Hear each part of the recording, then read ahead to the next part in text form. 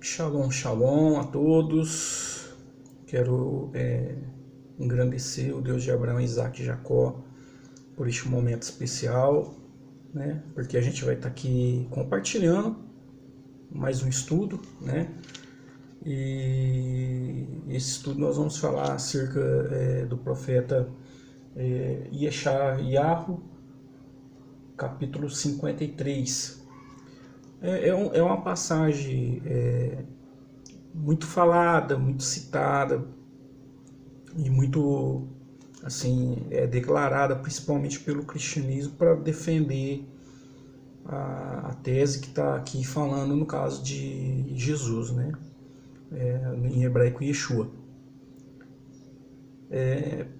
Primeiro passo, irmãos, a gente não está aqui para de forma alguma querer criar inimizade com ninguém ou debochar da fé de ninguém. A gente está aqui para compartilhar algo através dessa introdução desse estudo. Nós vamos estar passando alguns capítulos, alguns versículos, e a gente vai estar ali compartilhando algo para que pessoas que querem não conhecer uma religião, mas conhecer sim a verdade, né? Pois bem, que fique bem claro, né, para todos. Nosso objetivo é, por amor a todos, né, os amigos que vão estar assistindo, né, esse vídeo, desse estudo, que possa abrir, né, irmãos, a mente, o coração, para que a gente viemos a cada dia conhecer o Eterno da maneira que realmente Ele é, né? Pois bem, então o primeiro ponto que nós temos que deixar bem destacado para o nosso entendimento dessa introdução desse estudo em relação ao servo sofredor, né, de Isaías 53, quem é o servo sofredor? Amém? Então vamos entender que o sujeito central, principalmente né, de todos os livros, de todos os profetas, mas principalmente Isaías, não vamos pegar os 53 de forma isolada, como infelizmente a doutrinação do cristianismo cristão, né, católico, evangélico faz, através da sua teologia. Cata-se um versículo isolado e faz aquele versículo isolado e interpreta aquele versículo isolado como uma fé né, inabalável e tudo mais. E aí é passado, aplicado isso da mesma forma, e aí a gente acaba, infelizmente, para quem gosta, para quem é estudioso, para quem busca a verdade, sabe do que eu estou falando, o perigo que é sair fora do contexto, né, das escrituras. Então quem gosta de pegar só alguns versículos isolados e se basear uma doutrina de fé, a gente sabe que isso é errôneo, é errado. Amém? Então nós vamos trilhar dentro do contexto, tá? Dentro do contexto, não é achismo, que o Júnior Amorim acha, que a religião A, B ou C, D acha. Não, nós vamos pegar dentro do contexto, tá? Então vamos lá. O primeiro passo é que como que eu vou te dizer? O sujeito central do livro do profeta Isaías é um homem ou é um povo? Então nós vamos estar entendendo isso, que o contexto central do livro do profeta Isaías, ele vai estar trazendo a história do início do cativeiro babilônico até esse exílio que Israel passa de 70 anos e o fim desse cativeiro. Coloque isso dentro da tua mente para que você venha entender o contexto certo, o contexto original. Amém? Então vamos lá. Se eu ler os 53 só, e aí jogar versículos lá do Novo Testamento e tal, o cristianismo ele vai trazer isso, tá? Só para a gente entender. pegando alguns versículos isolados, né, desse capítulo de 53. Só que vamos voltar a Isaías capítulo 39. Né? Isaías capítulo 39, eu quero que você pegue a sua Bíblia aí, amém? E que você venha ler, que eu não vou ler tudo, né? Não vou, é muita coisa, seria aí, acho que umas 4 horas de estudo, se for ler tudo, e olha lá se não for mais, né? Mas tudo bem, vai estar se referindo, tá, ao rei de Israel, né? Que no caso é Ezequias. Ezequias, a história dele nós vamos resumir, mas aí ela vai estar trazendo aí o contexto. Dentro do contexto, você vai ter que ler o capítulo 39 todinho para você entender a introdução. Eu vou resumir aqui um pouco a história desse rei, amém? Para que você venha abrir a tua mente. Então o rei Ezequias, nós sabemos que é aquele rei, né, de Israel, que o profeta vai e fala para ele colocar a casa dele em dia, em ordem, que ele ia morrer. A gente sabe que o rei ele vai virar o seu rosto para a parede, vai chorar, Deus vai tocar no coração do profeta, o profeta retorna até o rei Ezequias e vai dar o recado de Deus para ele, né? Que Deus estaria acrescentando 15 anos, e ali o rei foi curado daquela chaga mortal, né? De morte, né? Aquela doença de morte. O rei da Babilônia, isso dentro do contexto da história do rei, o rei da Babilônia ele vai ficar sabendo, tá, que o rei recebeu esse milagre, né, sobrenatural, e o rei ele vai, né, da Babilônia ele vai se infiltrar dentro do palácio do rei para, né, dar os parabéns para ele pela cura, né? E aí o que vai ocorrer? O rei Ezequias ele vai dar uma vacilada, ele vai se empolgar com a visita, né, dos representantes ali da Babilônia, do Império Babilônico, e vai mostrar todo o ouro, toda a prata, toda a riqueza de Israel, né, a estrutura de Israel, as riquezas e as maravilhas. E isso vai fazer o coração do rei da Babilônia de crescer o olho, né, naquela riqueza toda. E como eles tinham uma certa amizade ali, o que vai ocorrer? O rei ele vai esperar o rei Ezequias morrer, para que ele possa invadir Israel. E de fato foi o que acontece, né? O que aconteceu, perdão.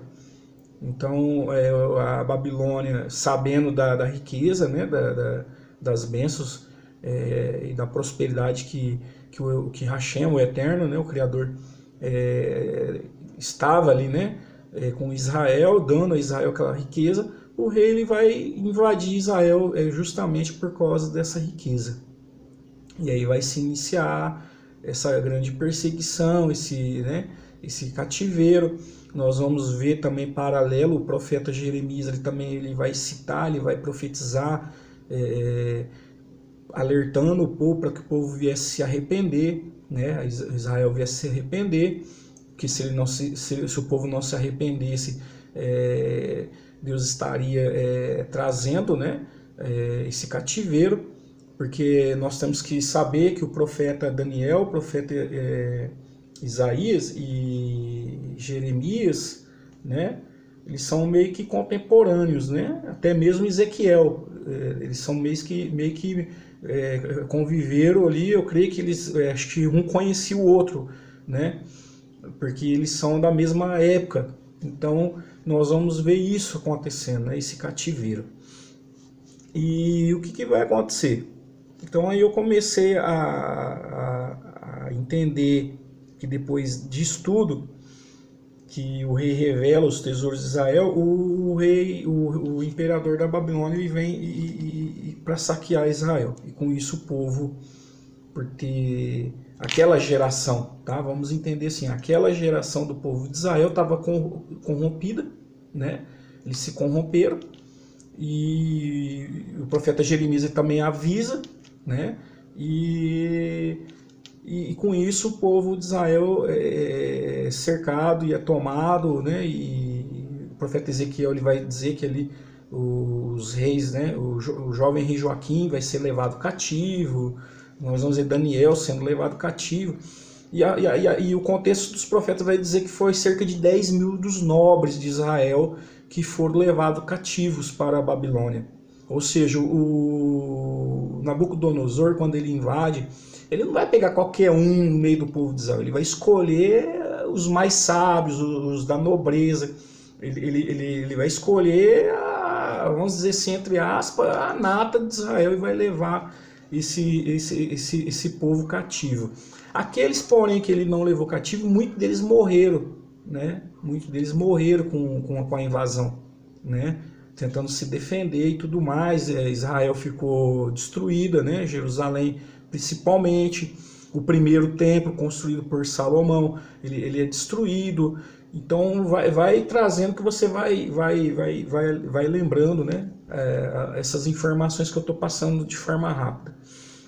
Então, quando vai ocorrendo tudo isso, esses 10 mil eles vão ser levados cativos à Babilônia e uma outra grande parte se dispersou, outros ali morreram, como eu disse, tá? Então vamos lá. Então vamos ler o capítulo 39, você vai ler na tua casa o capítulo 39 completo para você entender. Aí lá no livro dos reis também vai ter a história ali, vai falar mais um pouco do rei Ezequias, e aí a gente vai entender um pouco mais lá, e você procura lá certinho sobre a história dos reis de Israel, que vai estar ali também dizendo, né, do rei Ezequias, tá? Então vamos lá, leu o capítulo 39 de Isaías, beleza, amém. Nós vamos então tá se apoiando o seguinte: quem Hashem livrou, né?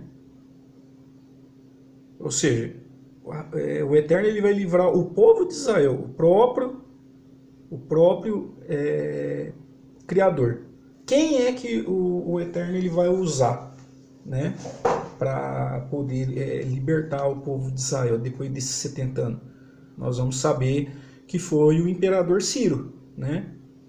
Então Ciro ele vai ser escolhido por Deus para redimir Israel e pôr fim nesse cativeiro.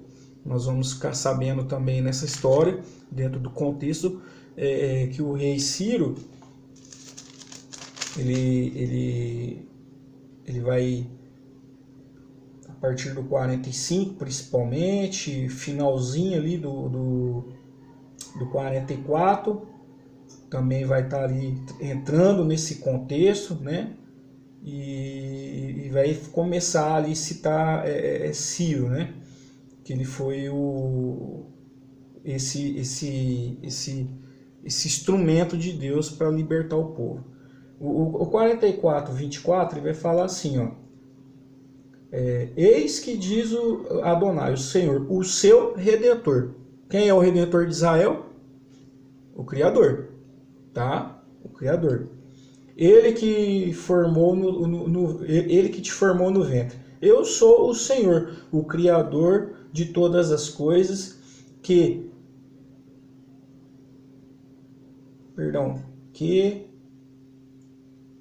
os tirou. Não, perdão. Até aqui. É só esse versículo aqui. Eu sou o Senhor, o seu Redentor. Aí ele vai trazer no 45, né? Assim diz o Senhor, tal, o seu ungido, a quem toma pela mão direita, tal. Aí nós vamos o 45, isso, 45, 5. Vai estar dizendo assim, ó: eu sou Adonai, não há outro. Preste atenção nisso. Não há outro além de mim. Não há Deus. Ou seja, não há outro além de mim. Ou seja, o Deus Todo-Poderoso falando. E não há outro Deus. Ele vai dizer: eu o fortaleço, ainda que me conheça, ainda que não me conheça, para que as pessoas do Oriente e do Ocidente saibam que não há ninguém além de mim, ó, não há ninguém além de mim. Eu sou Adonai e não há outro. Eu formo a luz e crio as trevas. Promovo o bem-estar e crio a desgraça. Eu, o Senhor, faço tudo isso. Então, isso aqui é muito óbvio, o Criador ele se expressando.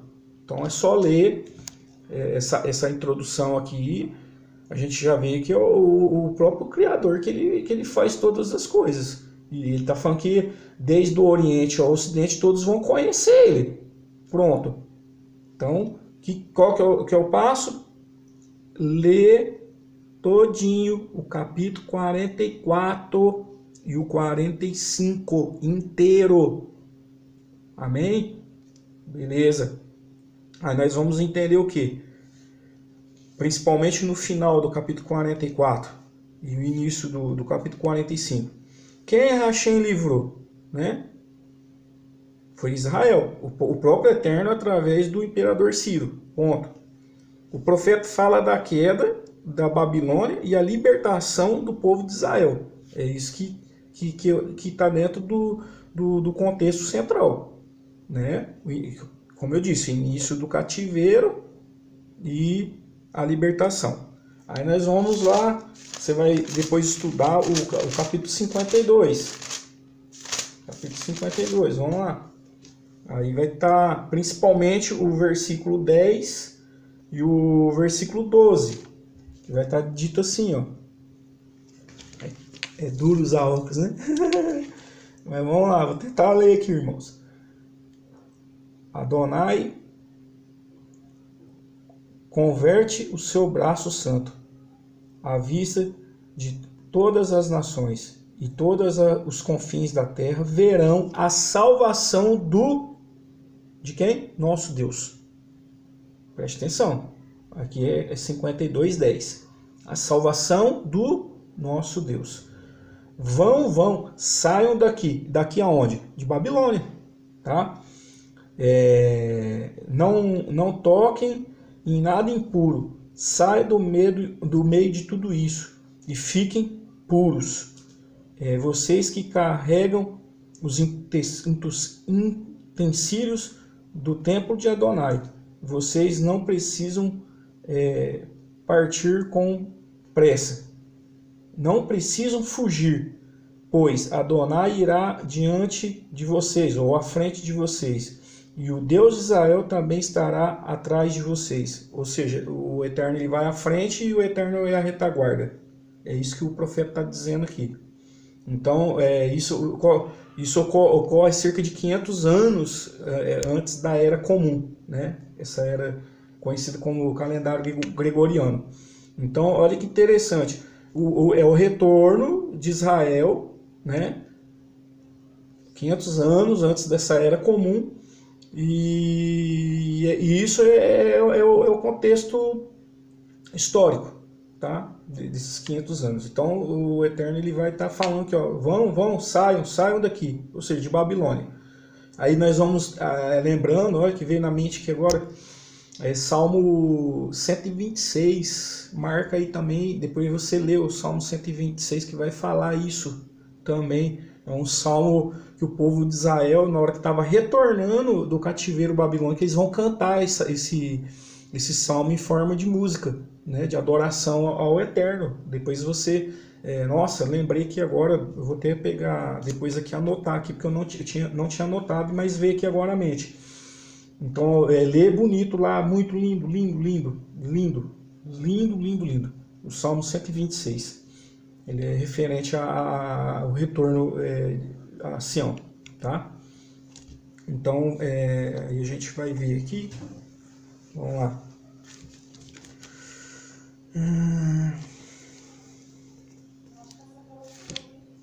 Aí, deixa eu ver aqui. Vamos voltar no 41. 41, 8, tá? Vou ler aqui, 41, 8. mas você, Israel, o meu servo, Jacove, a quem escolhi. Descendente de Abraão, meu amigo. Eu o trouxe dos confins da terra. Então aqui o Eterno ele vai estar lembrando, né, no 41:8, e falando quem é o servo. Essa que é a pergunta. Lembra do início lá que a gente falou? Quem é o servo sofredor? De Isaías 53. O contexto da história tá dizendo aqui quem é o servo sofredor. É Israel. Muitos não vão concordar. Muitos não vão concordar até que não estude a verdade. Mas se ficar até o final, que depois ler certinho e buscar as informações certinho, vai entender que realmente é Israel, tá? Então, essa é a pergunta. Quem é que o Eterno chama de servo aqui? Quem que é Jacove? O Jacó? É Israel, tá? 41, por isso que eu tô falando. Você vai ler também o capítulo 41 todinho, tá? Vamos pro 42. 42... Eu marquei ele 18, mas não é o 18 não, é o 19, que diz assim, ó. Quem é tão cego quanto o meu servo, ó, ou tão surdo quanto o mensageiro que enviei? Quem é tão cego quanto o que recompensarei? Tão cego quanto o servo de Adonai. Aí aqui a gente já vai começar a ver que tem uma contradição aqui. Quando a gente defende que Isaías 53 é Jesus ou Yeshua. Aí eu pergunto, dentro do cristianismo, Jesus ou Yeshua não é o Filho de Deus?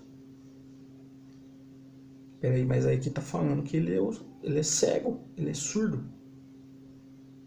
É Israel que ficou cego e surdo, como Jeremias alerta o povo, né? E eles não enxergam o caminho da idolatria, da desobediência que eles tomaram. Não vou falar nem do erro do rei Ezequias, que eu já estou citando o Jeremias, que também encaixa dentro desse contexto, tá? Então, peraí. É Israel que é o cego, que é o surdo, que não ouviu o profeta Jeremias profetizando, que Deus iria castigar, que Deus iria trazer a justiça, para que o povo se arrependesse e voltasse para ele. Mas Jesus não é Deus, como muitos acreditam na Trindade? Então, peraí, Jesus ele era cego e surdo? É um negócio estranho, né? Então nós vamos estar seguindo aqui dentro do contexto. Vamos fugir do contexto. Podemos fugir do contexto, tá? E a gente fala tudo isso, viu, irmãos, com muito respeito, tá? Com muito carinho. Tá bom?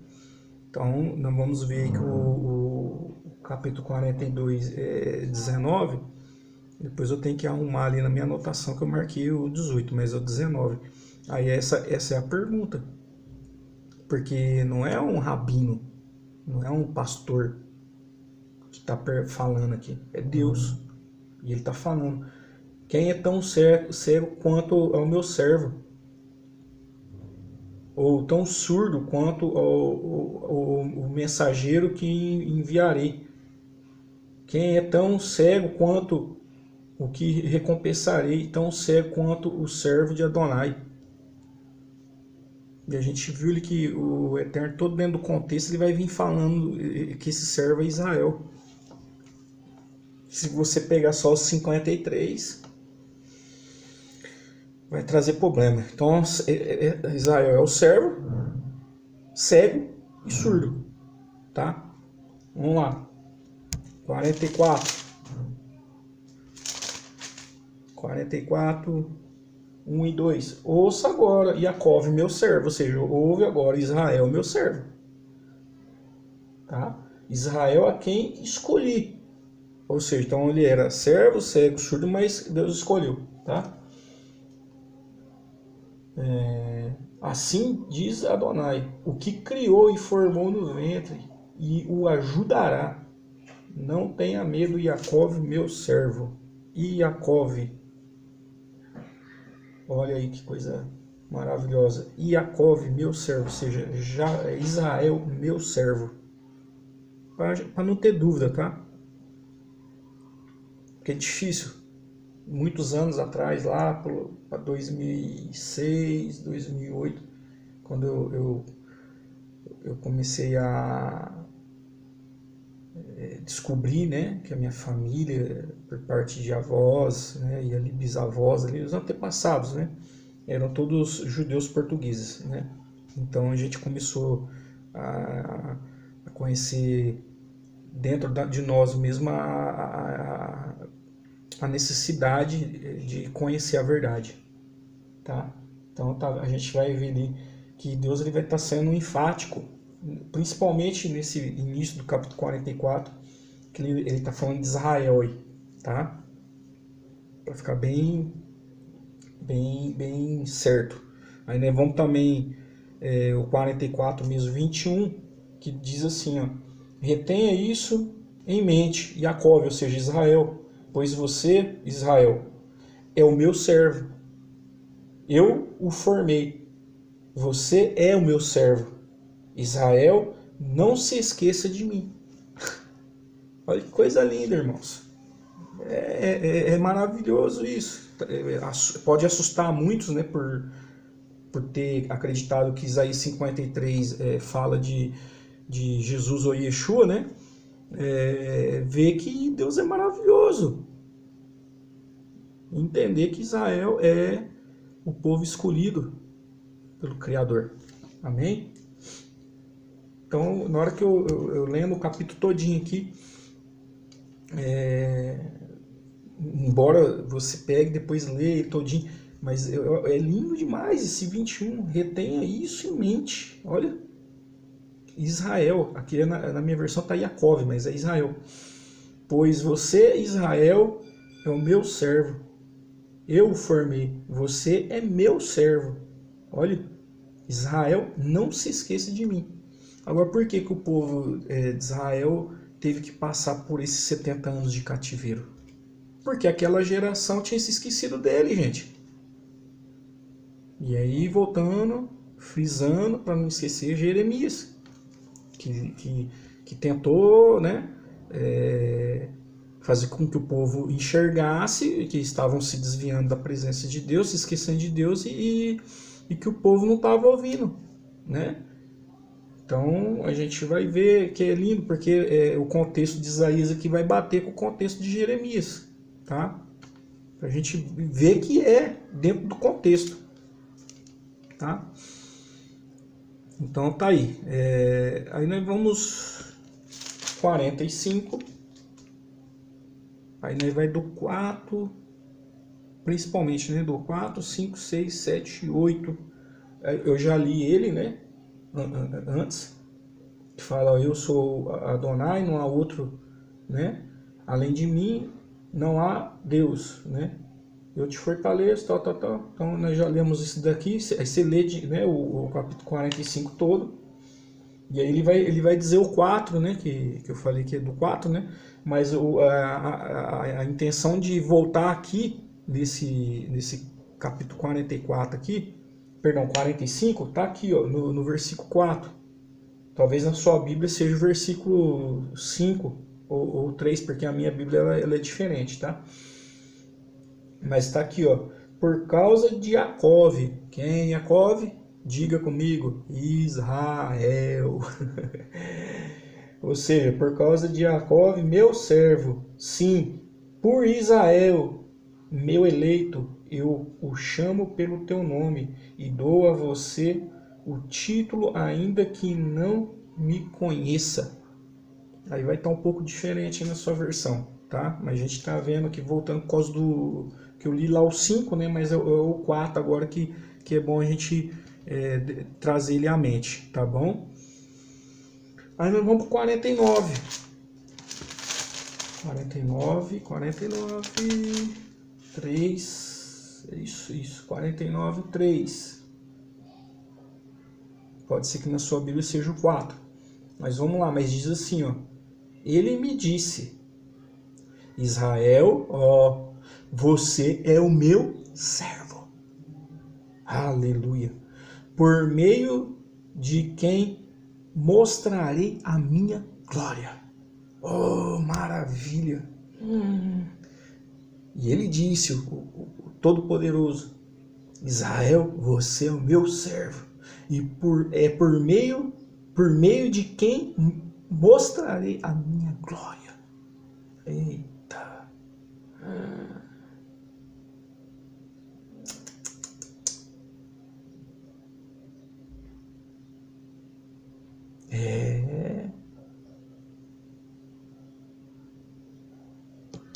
Aí tá aqui a sequência, né? Contudo, que eu não tinha marcado, mas contudo, eu disse: tenho-me afadigado em vão, gasto as minhas forças por nada, com futilidades. No entanto, a minha causa está com Adonai, minha recompensa está com meu Deus. Olha, aí o Eterno vai dizer: então diz o Eterno: ele me formou no ventre para ser o seu servo, aí, ó, para trazer-lhe Jacó de volta. Ó, de volta da onde? De volta da onde? Babilônia. Tá vendo como é que a própria escritura vai interpretar a escritura e não uma religião? Então, olha lá. Tá vendo? Para trazer-lhe Jacó de volta, para colocar Israel perto dele, para que eu seja honrado à vista de Adonai, o meu Deus, a minha força. Então, tá aqui frisando de novo, tá? Aí nós vamos pro 50:10. 50:10 está dizendo assim, ó: quem entre vocês teme Adonai? Uma pergunta. Quem obedece ao que seu servo diz? Ainda que ele ande em trevas sem nenhuma luz, confiará na reputação de Adonai e se apoiará em seu Deus. Espera aí.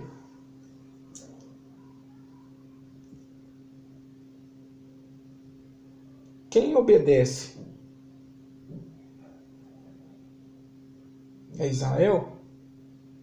Aí está falando que ao que seu servo diz. Então, é interessante aqui esse versículo.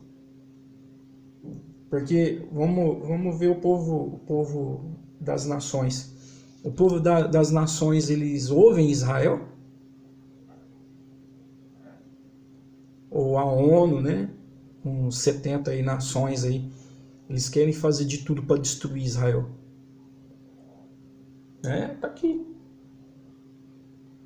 Quem entre vocês teme Adonai? Quem é que teme Adonai? Porque falam aí de, para pegar o gancho, falam aí de crença, né? Que o cristianismo, o islamismo e o judaísmo tem a crença, né, de um só Deus, né? Um só Deus. É isso que dizem, né? Só que infelizmente não é isso. O monoteísmo e politeísmo é diferente. O mono é que crê sim em um só Deus, né? E o poli, ele crê em vários deuses. Então o cristianismo evangélico católico está certo e o judaísmo ou até mesmo o islamismo está errado. Porque no Islã eles creem em Allah, chama, né, o criador de Allah. E aí? Israel nós chamamos, né, Hashem, o nome, Adonai, né, Senhor, né, Kadosh Baruch Hu, né? Tem várias formas, né, que o povo judeu ele chama, né, o Todo-Poderoso, né? Adonai Rafá, Adonai Tzidkenu, várias formas o povo de Israel chama, né, o Criador. Só que a gente falando a verdade, o cristianismo, né, dentro das duas linhagens que tem, das duas ramificações que tem, que é o católico e o pentecostal, o evangélico, eles creem em 3 deuses, né? Então sai fora, né, de monoteísmo, né? Então a gente já vê que o capítulo 45 não pode ser já aplicado para o cristianismo, né? Que Deus aqui ele está falando, né? Não é o judaísmo que está falando, é Deus falando. Eu sou Adonai, ou seja, eu sou o Senhor e não há outro além de mim, não há Deus. E isso se a gente pegar, ó, que eu lembrei agora aqui que eu não tinha nada a ver com o assunto, mas até mesmo para provar dentro do cristianismo evangélico ou católico, que se a gente pegar a pessoa então, de Jesus e o Yeshua, a gente vai ver em Marcos capítulo 12, a partir do versos 28, aí vai até o 31, o próprio Jesus falando que só existe um Deus. E o escriba lá vai falar, isso, mestre, está escrito mestre, né? Isso, mestre, com a verdade disseste, há um só Deus e não há outro além dele. Pô, tá lá. Se o próprio Jesus fala, né, que em Marcos capítulo 12, que existe só um Deus, como que as pessoas vão crer que existe 3? Né? E nós sabemos que nós podemos até fazer uma introdução aí do estudo, embora já no Facebook tem uma postagem aí de umas figuras que eu postei que está falando aí sobre Trindade, tá? Como ela foi formada. Se eu não me engano, tem 3 fotos lá que eu postei falando da questão da Trindade. Então, já para a gente ter já uma dimensão já, tá?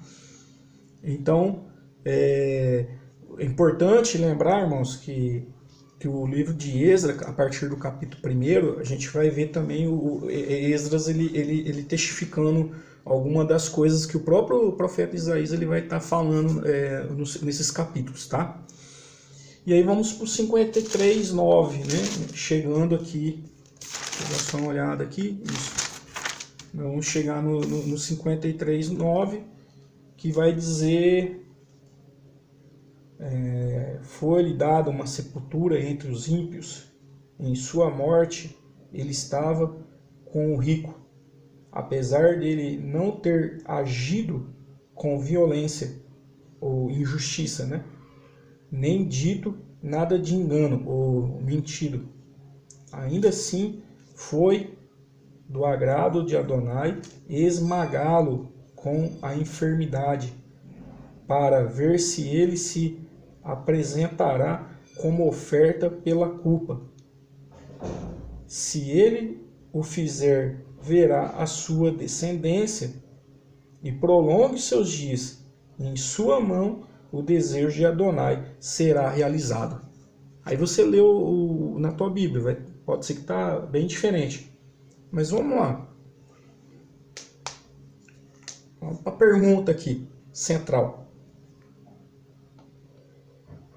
Se é mesmo Jesus aqui, como o cristianismo defende, 2 questões aqui. 2 perguntas. Os dias de Jesus ele foi prolongado ou ele morreu muito cedo ainda?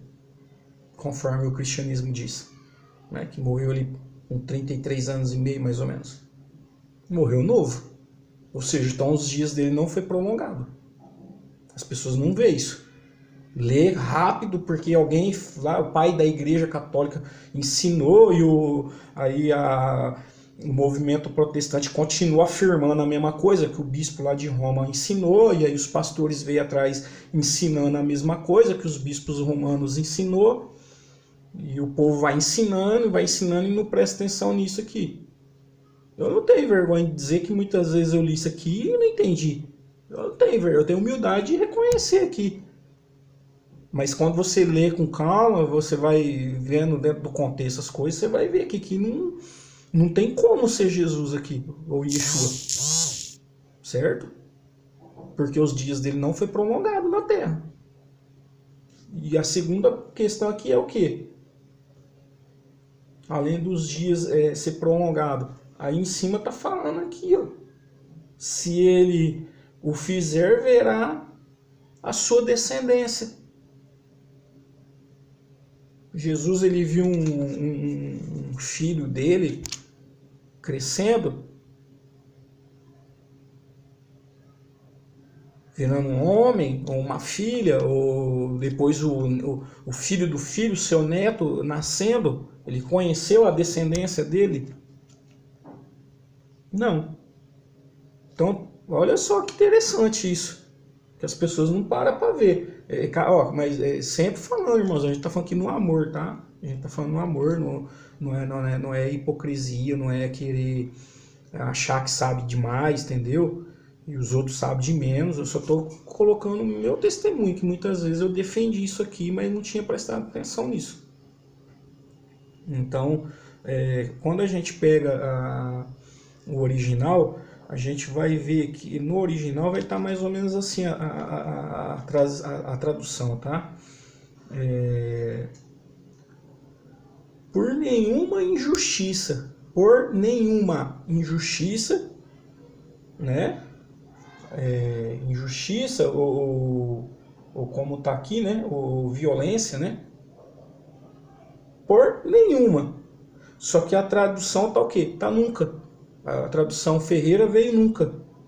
Ou seja, por nenhuma injustiça o que cometeu, né? Mereceu isso. Ou seja, isso que está passando todo esse contexto do Isaías 53, né? Então não merecia isso. Agora, na tradução conhecida, fora do contexto original, é que eu não vou falar aqui como está escrito no hebraico aqui, tá? Mas eu tenho ali guardado ali, que eu só fiz o resumo, até porque também, né, é importante a gente passar a informação correta dentro do original. Mas se você até buscar, você vai ver que não é a palavra nunca, como foi traduzido. Por nenhuma, tá? Por nenhuma não quer dizer que pecou, não, tá? Aí eles colocaram como que nunca, né, praticou a injustiça, mas não existe a palavra nunca aqui no original. Então já quebra isso daí, já sai fora do contexto todinho. O 52:4, só para a gente comparar com o versículo 9, tá? Vai dizer assim, ó, você foi vendida por nada, e será, aliás, você foi vendida por nada e será redimida sem pagamento, pois assim diz o Senhor Elohim. Há muito tempo o meu povo desceu ao Egito para viver ali como estrangeiro, mas Assur, ou seja, Síria, o oprimiu sem razão. Portanto, o que devo fazer aqui? Pergunta Adonai, já que meu povo foi levado por nada. Seus opressores estão uivando, diz Adonai, e o meu nome é insultado diariamente. Ó, então peraí, ele está falando aqui, comparando ao Egito, né? Que o povo que foi levado né, para o sofrimento aqui por nada. O que significa isso? Gente, o que significa? Que eu já disse aqui. Lá atrás, a outra geração era servo, ficou cego e ficou surdo. E com isso se distanciou do Eterno. Agora, essa geração que aqui está, a que passou pelos 70 anos do período do cativeiro, pagaram o preço dos antepassados. Eles pagou o preço. Como eu disse que muitos morreram. Os que não morreram, outros escaparam, fugiram, e 10 mil foi levado cativo. Então olha o sofrimento que esse povo passou por culpa dos outros. Então o Eterno está falando aqui no 52 que eles estão passando por tudo isso, né? Eles estão passando por tudo isso. Interessante, é maravilhoso, né? Eles foram levados por nada, porque lembrando lá, né, que o rei Ezequias ele mostra, né, a glória de Israel, o ouro, a prata, e o Nabucodonosor ele vai crescer o olho. Então olha que interessante isso aqui.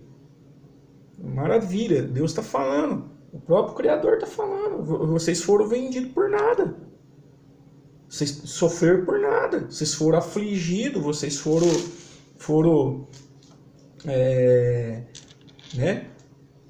Foram atingidos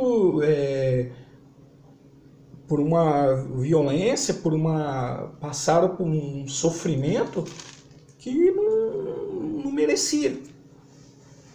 Entendeu? Essa aqui é a questão, dentro do contexto.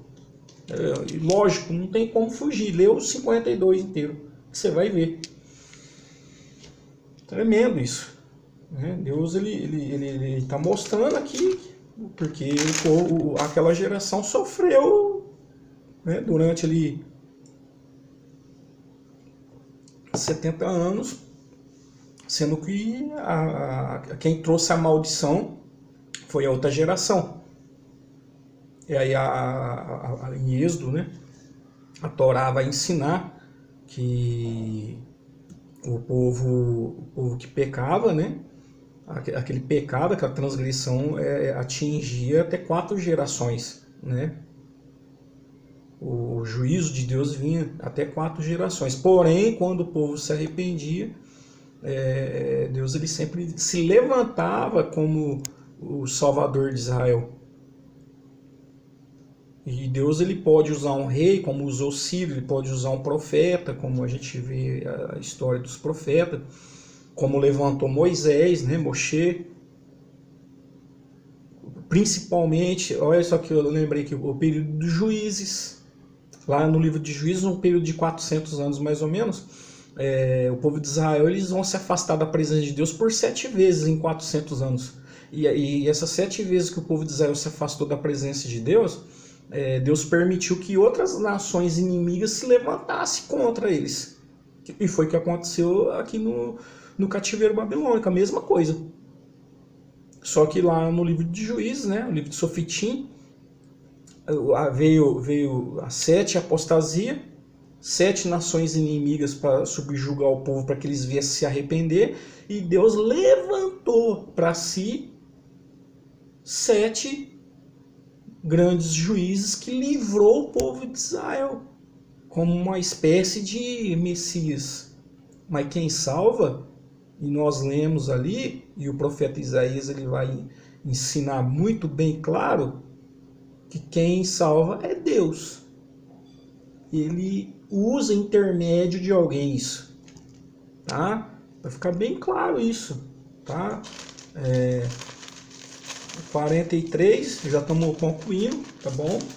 Nós vamos voltar ali pro 43. 43, 25. Sim,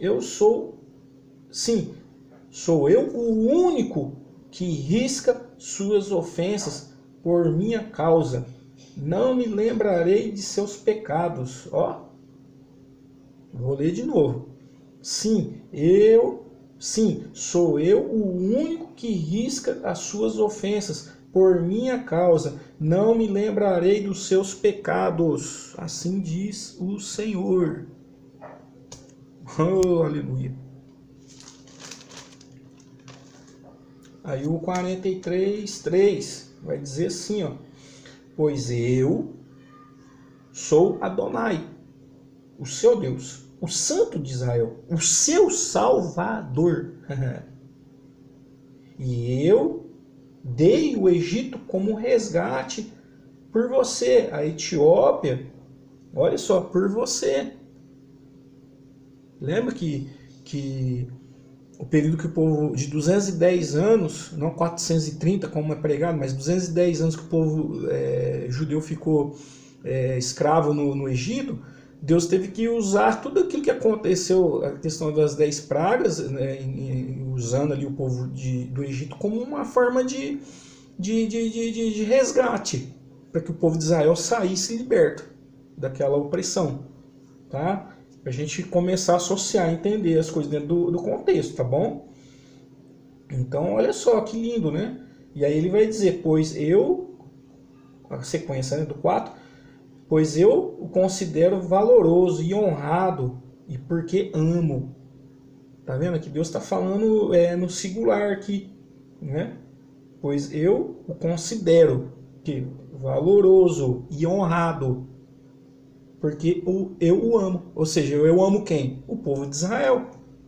E agora Israel ele está passando por essa dificuldade desses 70 anos de cativeiro, as feridas, né? As tais feridas, né?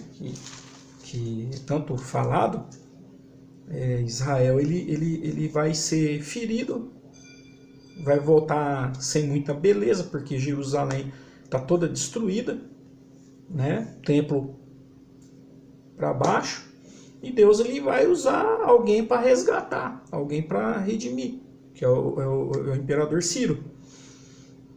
Então, essa que é a relação, né, dos povos pagãos, né, na questão que é linda isso, porque quando Ciro, o que vai despertar o coração de Ciro para que ele venha se preocupar com Israel? Ciro não tinha nada a ver com Israel. Ciro poderia seguir a vida dele e tudo mais. Só que o que vai despertar todo esse sofrimento de 70 anos? Lembra que nós lemos lá que Deus fala que ele ia pegar tudo aquilo para a glória dele? Então todo aquele sofrimento desse servo sofredor para aquele momento, isso ia chegar às nações, como nós lemos, ia chegar às nações pagãs. E essas nações pagãs, através desse sofrimento, Israel ia redimir as outras nações. Tanto que o imperador Ciro, ele vai ter um encontro com Deus, uma revelação com Deus. Ou seja, Deus vai falar fortemente com Ciro para ele libertar o povo. Deus ele vai falar fortemente com o imperador Ciro, que depois que ele fosse lá e destruísse a Babilônia e mandar o povo de Israel voltar para sua terra, para sua origem, Deus ainda vai despertar no coração dele através dessa revelação, porque Ciro e todo o império dele conhece quem é o povo de Israel, conhece quem é o Deus de Israel. Olha que coisa maravilha. E isso, o sofrimento de Israel vai trazer a redenção para aquele império, para aquele imperador, para aquele rei né, Ciro que se comoveu quando ficou sabendo que o povo de Israel, quem que é esse povo que está aqui? Lê lá o Salmo 26, lá, 126, perdão. Quem que é esse povo que está aqui, que ele está fazendo aqui? Aí chega aos ouvidos das nações. E muitas nações que estavam debochando de Israel, que como nós lemos aqui, meio resumido, mas aí você lê todos os capítulos, do 39 até o 53, que você lê certinho, e vai associando as coisas, lê devagarzinho para ir associando, que aí você vai ter a dimensão de toda essa revelação que Ciro também teve. Nossa, o povo de Israel está lá. Nossa, o Deus deles, ó, sabe, Ciro, ó, acho que alguém falou, né? A Bíblia não diz, mas alguém também deve ter falado, ó, esse povo lá atrás também sofreu um cativeiro, Deus livrou com 10 pragas, mandou, envergonhou os inimigos. E aí o que Deus vai usar? Foi o que nós lemos, ele vai usar tudo isso, esse sofrimento todinho, para expandir o nome dele entre as nações pagãs, principalmente na questão do rei Ciro e todo o seu povo, que vai ser algo tão lindo, essa redenção que Israel, através desse sofrimento, trouxe o conhecimento para esse outro povo pagão da grandeza do Deus de Abraão, Isaac e Jacó, que quando eles vencem a Babilônia e o rei Ciro manda eles dar o decreto para eles ir embora, o rei Ciro vai convocar toda a nação dele para que viesse dar ouro e prata, para que eles, e sementes, que aí entra também o Salmo 126, e vai dar sementes para que o povo de Israel retornasse à sua terra para reconstruir. E o que vai acontecer? Indiretamente o rei Ciro e o povo dele vai patrocinar a construção do segundo templo. Olha que coisa linda, irmãos. Então como que uma nação... porque uma pessoa só trouxe a redenção para o mundo inteiro? Não. Israel sempre foi usado por Deus para engrandecer o nome dele. E não vai ser diferente agora no final dos tempos. Porque nós sabemos que quando Israel estiver sendo oprimido de novo pelas nações, querendo ser envergonhado de novo pelas nações, Deus ele vai fazer algo tremendo, algo sobrenatural para livrar Israel. Então, o 43:10, deixa eu só confirmar se a gente leu aqui. 43:10 diz assim, ó: vocês são as minhas testemunhas, diz o Senhor, o meu servo, a quem escolhi, para que saibam e confiem em mim, e entendam que eu sou. Olha aí. Nenhum Deus foi, olha só, produzido antes de mim, e nem existirá depois de mim. Então, o que quer dizer? Deus está falando que não existe outro Deus, nem antes dele, nem depois dele, irmãos. É a verdade, infelizmente pode doer em muitas pessoas aí na formação ideológica cristã ou religiosa de muitas pessoas, mas eu tô tranquilo, eu só quero passar e compartilhar. Cada um tira as suas conclusões com o próprio Criador, tá? A gente está trazendo por amor mesmo, deixando de fazer o que poderia estar fazendo, eu poderia estar buscando algumas coisas para minha vida que eu estou precisando, mas eu parei para poder passar. Aí cada um acredita no que quiser, tá? Sem perder amizade, sem querer, tá? Trazer intriga ou ofensa em ambas as partes. Mas na tua versão vai estar mais ou menos assim, que isso que está falando, que antes de mim não existia nenhum outro Deus, e nem pós mim vai existir. É o que Deus está falando. Então, tá? E aí, você vai rasgar o livro de Isaías fora? Para defender uma tese de versículo isolado? Então, se você fazer isso, é que você não ama o Criador de verdade, você ama uma religião, tá? Então eu vou ler de novo, para você ver o que o contexto do profeta testifica, né? O meu achismo era outro também, parecido com o seu, mas hoje, graças a Deus, a gente abriu a mente para conhecer a Emet mesmo, a verdade, tá? Então vamos lá, para poder encerrar, vai dizer aqui, ó: vocês são as minhas testemunhas, diz Adonai, o meu servo, de novo, o meu servo a quem escolhi, para que saibam e confiem em mim, e entendam que eu o sou. Nenhum Deus, pois, existe antes de mim, e nenhum outro Deus existirá após mim. Eu, sim, sou Adonai. Além de mim não há outro, ou não há libertador. Eu declarei, salvei e anunciei, e nenhum Deus estranho entre vocês. Portanto, vocês são as minhas testemunhas, diz Adonai. Eu sou Deus. Desde o princípio dos dias, eu sou. Ninguém pode libertar ninguém de minha mão. Quando eu ajo ou quando eu opero, quem poderá reverter? Aqui tá, na minha tradução está reverter ou impedir. Baruch Hashem por essa revelação do profeta Isaías, dentro do contexto do próprio livro dele, não de um achismo, de uma teologia, de uma religião fundada em 385 desta era, tá? O 53, conhecido, né? Ali, vamos lá, para encerrar. Como eu disse, é só uma introdução, tá, irmãos? Para vocês terem uma ideia, tá? O povo que o desprezou e evitou. Aí aqui está a tradução que tá um homem de dores, mas dentro do original não é um homem, é homens de dores, tá? Que conhece bem a enfermidade. Aí vão aqui, ó, dentro do contexto original aqui, tá assim, ó. Homens, e não um homem. E a prova está a doença, né? Que está aqui, que é Ehele ou Role, dentro do original aqui, tá colocando como enfermidade, tá? Homens que teve enfermidade. Tá? Peraí, Jesus ele teve enfermidade? Ele não teve enfermidade, se ele é Deus, né? Igual o cristianismo fala. Tá? Aí o 53 vai lá, né? Como eu já disse já, né? De colocar ali a culpa em si mesmo e tal. Ele iria ver a descendência dele e os dias dele seriam prolongados. E Jesus ele não viu nenhum descendente dele e também não viu os dias dele não foi prolongados, né? Então é mais ou menos isso, tá? Que a gente sentiu de estar passando. É que é muita coisa, viu? É muita coisa mesmo.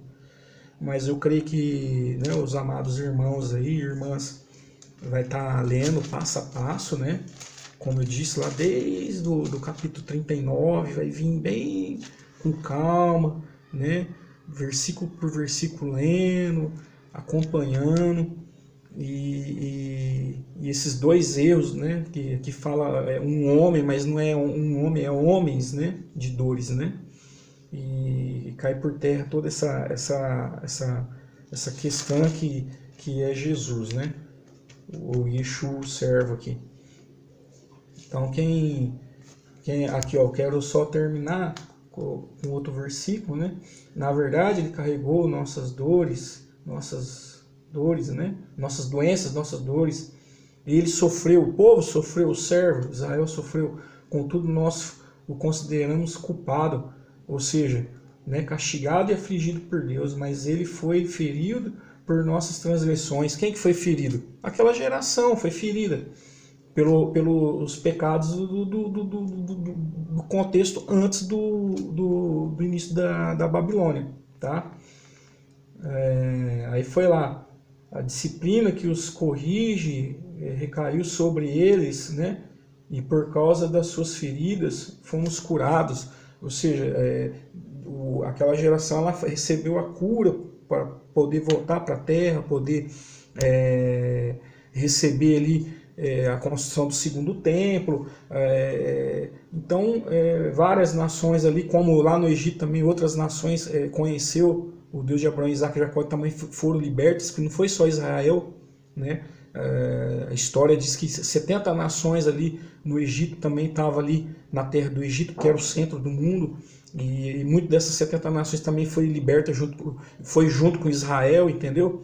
Então tem todo esse contexto aí que a gente precisa de relembrar, né? De conhecer a história do povo de Israel, para que a gente nunca venha sair fora do contexto original, tá? Amém? Que Kadosh Baruch, bendito seja ele, venha abençoar a tua vida, venha abrir teu entendimento, teu coração, e que esse estudo venha te aproximar, meu irmão e minha irmã, do Criador, aquele que te criou, tá? Aquele que te criou, aquele que vai te redimir, aquele que vai te libertar. Não existe salvação, como o próprio Deus fala, não existe salvação se não for por Ele. Ele é a salvação, tá? Ele é a salvação.